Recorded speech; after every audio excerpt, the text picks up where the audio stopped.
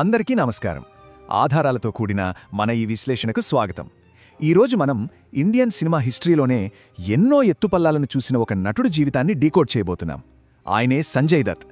అసలు ఒక మనిషి జీవితంలో ఇన్ని మలుపులు, ఇన్ని భయంకరమైన సంఘర్షణలుంటాయా అనిపిస్తుంది ఆయన లైఫ్ స్టోరీ వింటే. ఖచ్చితంగా ఇదొక రోలర్ కోస్టర్ రైడ్ లాంటిదే. ఒక్కసారి ఆలోచించండి. ఒకవైపు పుట్టుకతోనే విపరీతమైన ప్రివిలేజున్న స్టార్ కిడ్, మరోవైపు భయంకరమైన మత్తు పదార్థాలకు బానిస.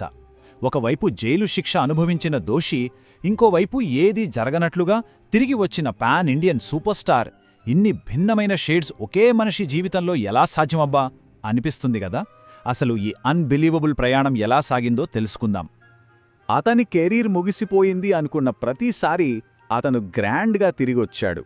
అక్షరాలా మనం ఇప్పుడు మాట్లాడుకోబోయే సంజయ్ దత్ జీవితానికి ఇదొక పర్ఫెక్ట్ సారాంశం. పాతాళానికి పడిపోయిన ప్రతిసారి విపరీతమైన ఫోర్స్తో బౌన్స్ బ్యాక్ అవడం ఈ విశ్లేషణలో మనం ప్రధానంగా గమనించబోయే అంశం. చరిత్రలో బహుశా ఏ ఇతర నటుడు ఇన్ని పతనాలను తట్టుకుని నిలబడలేదేమో కదా. ముందుగా మొదటి భాగానికి వద్దాం. వివాదాస్పద స్టార్ కిడ్. ఆయన పుట్టుకతోనే ఎంత లక్కీనో ఇక్కడ మనకు అర్థమవుతుంది. 1959లో సునీల్ దత్, నర్గీస్ లాంటి సూపర్ స్టార్స్కు పుట్టాడు. అంటే అక్షరాల గోల్డెన్ స్పూన్ అనమాట. కాని ఆ గారాబం ఎంత తీవ్రస్థాయికి వెళ్ళిందంటే, ఆడుకునే వయసులో ఏకంగా తన తండ్రి లైసెన్స్డ్ రివాల్వర్తో ఇంట్లోని పనిమనిషిని కాల్చేశాడు. అదృష్టవశాత్తు ఆమె ప్రాణాలతో బయటపడింది. తల్లిదండ్రులు షూటింగ్స్లో బిజీగా ఉండిపోవడం వల్ల పర్యవేక్షణ లేకపోయింది. కేవలం 10 ఏళ్ల వయసుకే ఇంట్లో సిగరెట్లు తాగుతూ దొరికిపోయాడు. ఆ చిన్న వయసులోనే ఆయన ప్రవర్తన ఎంత వైల్డ్గా ఉందో ఈ సంఘటనలు చెబుతున్నాయి. ఇక బోర్డింగ్ స్కూల్, ముంబైలో కాలేజీ రోజులకొచ్చేసరికి పరిస్థితి పూర్తిగా చేదాటిపోయింది. గంజాయి, కొకయిన్, హెరాయిన్ నుంచి దేశీ దారు అంటే నాటుసారా వరకు ఇండియాలో దొరికే దాదాపు ప్రతి మత్తు పదార్థానికి ఆయన బానిసయ్యాడు. ఈ వ్యసనాల వలయంలో చిక్కుకుని ఆయన జీవితం అప్పట్లో ఒక చీకటి గదిలో బందీ అయిపోయిందని చెప్పొచ్చు. ఇక రెండో భాగం విషాదం, వ్యసనం మరియు కంబ్యాక్స్. 1981లో తన కొడుకుని తెరపై చూడాలన్న కోరిక తీరకముందే తల్లి నర్గిస్ క్యాన్సర్తో చనిపోయారు. కట్ చేస్తే సరిగ్గా 5 రోజులకే సంజయ్ తొలి సినిమా రాకీ రిలీజ్ అయింది. ఆ తల్లి మరణం అతన్ని మరింత మానసిక క్షోభకు గురిచేసింది. ఇక 1982కొచ్చేసరికి ఒక బ్రేకప్ తెచ్చిన డిప్రెషన్లో, మత్తులో తన దగ్గరున్న రివాల్వర్తో ఏకంగా కిటికీలోంచి గాల్లోకి కాల్పులు జరిపి పోలీసులకు దొరికిపోయాడు. మున్ముందు రాబోయే పెద్ద తుఫానుకు ఇదొక చిన్న హెచ్చరిక లాంటిదే. అవును, మీరు విన్నది కరెక్టే. 2018లో వచ్చిన ఆయన బయోపిక్ సంజులో చెప్పిన లెక్క ఇది. తన జీవితకాలంలో దాదాపు 300 మంది మహిళలతో ఆయనకు ఎఫైర్స్ ఉన్నాయని ఈ నెంబర్ చెప్తోంది. దీన్ని బట్టి ఆయన వ్యక్తిగత జీవితంలో ఎంత గందరగోళం ఉండేదో మనం ఇమాజిన్ చేసుకోవచ్చు. ఇక ఇప్పుడు అత్యంత కీలకమైన మూడో భాగం, అండర్ వరల్డ్ సంబంధాలు, 1993 దాడులు. ఈ వివాదం గురించి మాట్లాడుకునే ముందు అసలు డి గ్యాంగ్ అంటే ఏంటో మనం క్లియర్గా తెలుసుకోవాలి. ఇది దావూద్ ఇబ్రాహీం నడిపిన ఒక కరుడుగట్టిన ముంబై అండర్వరల్డ్ సిండికేట్. బాబ్రీ మసీదు కూల్చివేత తర్వాత 1993లో ముంబైని వణికించిన వరుస బాంబు దాడులకు కారణం వీరే. ఏకంగా 257 మంది ప్రాణాలు కోల్పోయిన ఈ భయంకరమైన దాడుల వెనుక ఉన్న గ్యాంగ్తోనే సంజయ్ దత్కు సంబంధాలేర్పడ్డాయి. మరి ఒక టాప్ బాలీవుడ్ హీరోకి, అండర్ వరల్డ్కి ఈ లింక్ అసలు ఎలా ఏర్పడింది?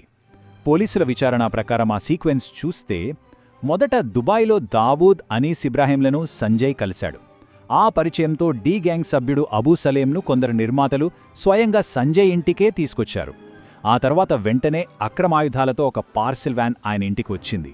తన కుటుంబ రక్షణ కోసం, అంటే కేవలం సెల్ఫ్ డిఫెన్స్ కోసమే ఆ ఆయుధాలను తన దగ్గర ఉంచుకున్నట్లు సంజయ్ అంగీకరించాడు. ఆ వచ్చిన పార్సిల్లో అసలు ఏమున్నాయో తెలుసా? 3 AK-46 అసాల్ట్ రైఫిల్స్, 250 రౌండ్ల బుల్లెట్లు, హ్యాండ్ గ్రెనేడ్లు. ఇవన్నీ పక్కాగా మిలిటరీ వాడే ఆయుధాలు కదా. సంజయ్ వాటిలోకి AK-56 ఉంచుకొని మిగతా అవి తిరిగిచ్చేశాడు. అదనంగా డి గ్యాంగ్ ద్వారా ఒక 9mm పిస్టల్ కూడా కొన్నాడు. దాడుల విషయం బయటకు రాగానే భయపడి ఆ ఆయుధాలను ధ్వంసం చేయించాడు. కాని జరగాల్సిన నష్టం అప్పటికే జరిగిపోయింది. నాలుగో భాగం, దశాబ్దాల న్యాయ పోరాటం, కోర్టులు మరియు తీర్పులు. ఇక్కడ మనం చాలా ముఖ్యమైన డిఫరెన్స్ గమనించాలి. సంజయ్ మీద మొదట ఉగ్రవాద చట్టం టాడా కింద కేసు నమోదు చేశారు. అయితే ఆ దాడులతో సంబంధం ఉందనడానికి ఎలాంటి ఆధారాలు లేవని అతని కోర్టు నిర్దోషిగా ప్రకటించింది. కానీ అక్రమ ఆయుధాలు పెట్టుకున్నందుకు మాత్రం ఆయుధ చట్టం కింద దోషిగా తేల్చింది. AK-46ని సెల్ఫ్ డిఫెన్స్ కోసం వాడతామంటే ఏ కోర్టు మాత్రం అంగీకరిస్తుంది చెప్పండి? ఈ సుదీర్ఘ న్యాయ పోరాటం ఆయన కెరీర్ను దశాబ్దాల పాటు కుదిపేసింది. ఏప్రిల్ 1993లో ఎయిర్పోర్ట్లో అరెస్టుతో మొదలైన ఈ లీగల్ బ్యాటిల్ నవంబర్ 2006లో సిబిఐ కోర్టు కన్విక్షన్, ఆ తర్వాత మార్చి 2013లో సుప్రీంకోర్టు జడ్జిమెంట్ దాకా సాగింది. మధ్యలో ఎన్నో రాజకీయ, మీడియా తుఫాన్లు ఎదుర్కొంటూనే ఫైనల్గా ఫిబ్రవరి 2016లో ఎరవాడ జైలు నుంచి పూర్తిగా విడుదలయ్యాడు. అక్షరాల 23 ఏళ్ల పోరాటమిది. 5 ఏళ్లు సుప్రీంకోర్టు ఆయనకు విధించిన శిక్షాకాలమిది. అప్పటికే కొన్నాళ్లు జైల్లో ఉండటం వల్ల మిగిలిన శిక్షను పూర్తి చేయడానికి పూణే ఎరవాడ జైలుకు వెళ్లాడు. అక్కడ జైలు రేడియో జాకీగా పనిచేస్తూ సత్ప్రవర్తన కనబరిచినందుకు ఆ శిక్షలో కాస్త రిబేట్ దొరకి ఫైనల్గా 2016లో బయటకు రాగలిగాడు.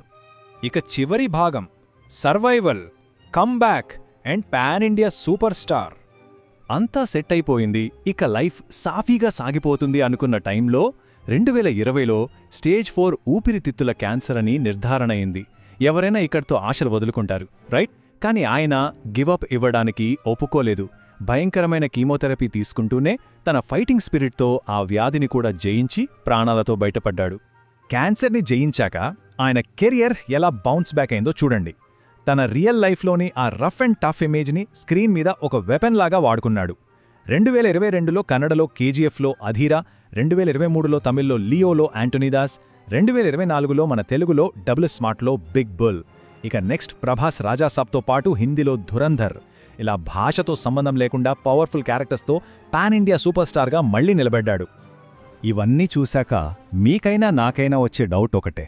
అక్రమ ఆయుధాల కేసులో ఉండి అండర్వరల్డ్తో సంబంధాలు నెరపి జైలు శిక్ష అనుభవించిన ఒక వ్యక్తి ఇండియాలో మోస్ట్ బిలవర్డ్ సినిమాటిక్ ఐకాన్గా ఎలా ఎదగగలిగాడు?